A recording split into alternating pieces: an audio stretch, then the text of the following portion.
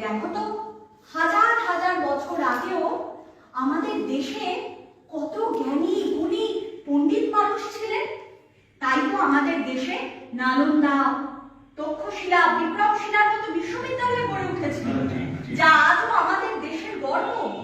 শুনেছিলাম সেই সময় বিদেশ থেকেও নাকি প্রচুর মানুষ আমাদের দেশে পড়াশোনা করতে আসে। একদম তাই, আসতো তো। আমরা শিক্ষা সংস্কৃতি সবেতেই ধনী ছিলাম, তাই তো সেই সময় আমাদের সোনে কি চিড়িয়া মানে সোনার পাখি বলা হয়। আচ্ছা, আমরা এই ঐতিহ্য কেন হারালাম? ঐক্যের অভাবে। তাই ঐক্যের অভাব ঘটলো কেন?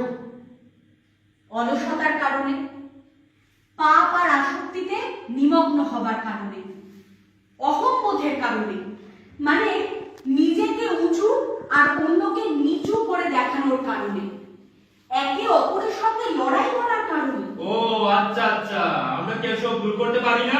নিশ্চয়ই পারি, তবে আমাদেরকে একটা বিষয়ে প্রতিজ্ঞাবদ্ধ হতে হবে। মানে আমাদের একটা জিনিস মনে রাখতে হবে, একজন মানুষ শক্তিশালী হলে